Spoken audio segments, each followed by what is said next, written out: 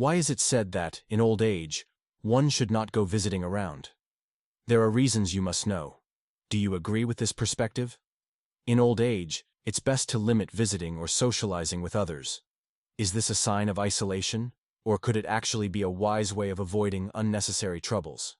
In today's video, we'll dive deep into the changes in social behavior as people age. Why do many elderly individuals choose a more private lifestyle? Are they seeking peace? Or is it simply because they've lost faith in social relationships?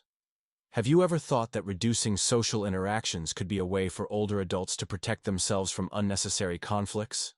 Let's discuss this together, and don't hesitate to share your opinion in the comment section. Do you support or oppose this way of life? Stay tuned until the end of the video to uncover surprising truths and important lessons that will help you better understand the journey of life in old age. And if you find this content interesting, don't forget to hit like and subscribe to the channel. Now, let's get started. 1. Reflecting on the days of youth. Think back to the days of your youth when friends would visit each other without any particular reason, just for a simple meal and endless conversations. Back then, meeting up didn't require much thought. Everything was natural and genuine.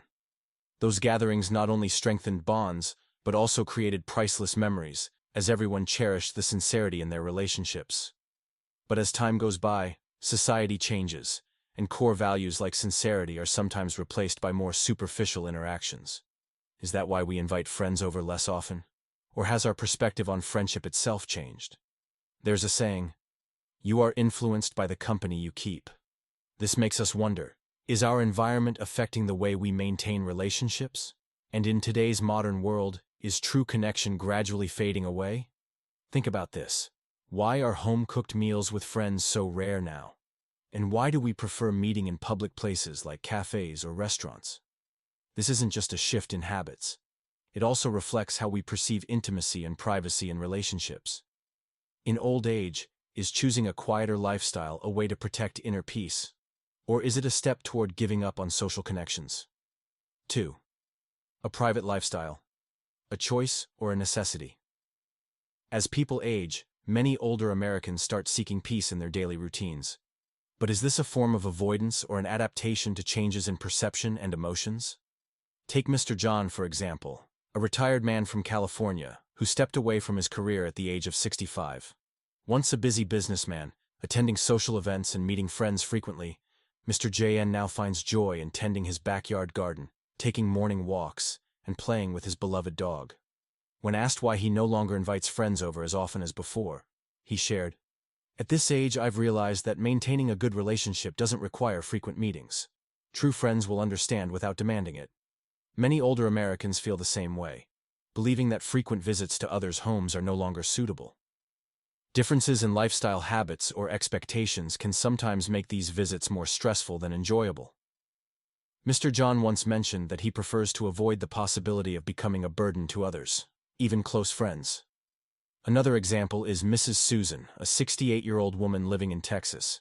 She used to love hosting small parties with her friends, but in recent years, she realized that not everyone feels comfortable with her frequent presence. On one occasion, after visiting an old friend a few times, she learned through the friend's daughter that the family felt unaccustomed to hosting guests so often. This revelation made Mrs. Susan reflect and adjust her behavior. She started spending more time on herself, finding joy in cooking, reading, and journaling. She shared, "I still cherish my friends, but I've come to understand that maintaining some distance may also help preserve harmony." So, when older adults in America choose to lead more private lives, is this truly driven by personal needs, or is it a response to societal influences that push them to change? This is a thought-provoking question. What do you think?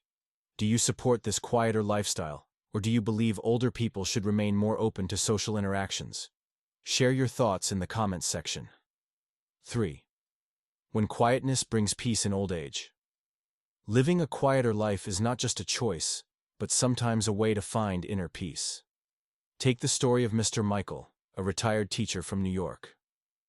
After retiring, he gradually realized that spending time alone allowed him to better appreciate the values of life. Instead of attending parties or weekly gatherings with friends as he used to, he now spends his time writing, tending to his indoor bonsai trees, and meditating. He shared, "In the quiet moments, I feel truly alive. I understand what I value most, and how to prioritize my life accordingly." However, not everyone views quietness in a positive light. Some consider it a sign of loneliness and self-isolation. Is this perception right or wrong?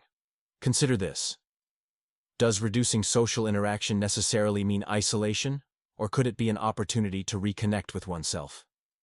Take Mrs. Emily from Florida as another example. She is a 70-year-old woman enjoying a peaceful life in the suburbs. She initially struggled to adjust from her previously vibrant lifestyle to the quietness of old age, but over time, she realized that simple joys like morning walks along the beach or reading a book with a cup of tea brought a sense of happiness she had never experienced before. That said, Mrs. Emily emphasizes that living a quieter life doesn't mean cutting off relationships entirely. She stays in touch with a few close friends through phone calls or occasional meetups at cozy cafes, where both parties feel at ease.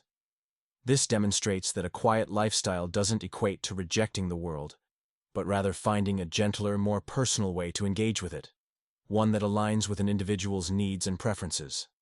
The power of quietness. Quietness in old age is not just a state of being. It can become a source of strength that helps individuals face life's challenges. Let's listen to the story of Mr. Robert, a 72-year-old man living in Seattle. Mr. Robert struggled with the loss of close friends and felt an emptiness in his relationships. However, instead of letting loneliness take over, he began to appreciate the value of quietness. "I realized that instead of trying to fill the void with unnecessary meetings, I could use this time to understand myself," he said. He started attending painting and yoga classes, not to make friends, but to connect with himself. Mr. Robert shared that spending time alone made him stronger, more confident, and more aware of the value of self-reliance. Similarly, Mrs. Linda, 69 from Colorado, learned to harness quietness to heal from past relationship wounds. She once felt pressured to maintain connections with friends who no longer shared her values or outlook on life. "Sometimes silence is the best answer," she shared. Instead of chasing social relationships, Mrs. Linda chose to focus on her family and herself. Peaceful afternoons with a cup of coffee, journaling, and reflecting on life brought her a serenity that social interactions could not. An interesting realization shared by both Mr. Robert and Mrs. Linda is that quietness is not a sign of weakness or isolation, but a reflection of self-control. When you no longer feel the need to please others, you discover a sense of true freedom. But this raises a question. How can one balance the enjoyment of quietness with maintaining meaningful relationships? Perhaps leading a quieter life must be paired with carefully choosing relationships that truly matter. What do you think? 5. Balancing. Quietness and meaningful connections. Quietness brings strength, but that doesn't mean we have to completely disconnect from the world around us. The question is, how can we enjoy time alone while still maintaining meaningful relationships? Let's look at the story of Mrs. Karen, a 70-year-old woman from Boston. She loves the quiet, but instead of giving up on relationships, she focuses on staying in touch with a few truly important friends. They meet once a month at a familiar cafe to chat and share stories. For Mrs. Karen, these rare gatherings not only strengthen friendships, but also avoid the pressure of unnecessary social interactions. She shared, "I don't need many friends. I just need those who truly understand and respect me. The time spent with them isn't an obligation, it's a joy." Another way to find balance is to choose shared activities rather than traditional meetups. Mr. James, a 68-year-old from Texas, regularly attends a local book club. There, he enjoys his love of reading while connecting with like-minded individuals. He said, "We don't talk much about our personal lives, but focus on book topics instead. It makes the conversations light and pressure-free." This shows that maintaining connections doesn't necessarily require complete openness. You can choose relationships and activities that align with your interests and values. Remember, quietness is not an absolute state. It's about balancing time for yourself with maintaining relationships with those who truly matter. You don't need to attend every social event, nor do you have to be alone all the time. The key is finding the rhythm that suits you best.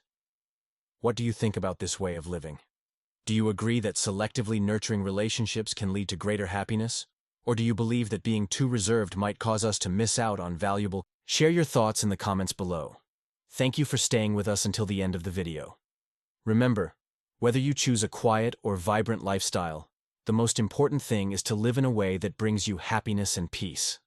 Don't forget to hit like, subscribe, and turn on notifications so you won't miss any valuable content. See you in the next video.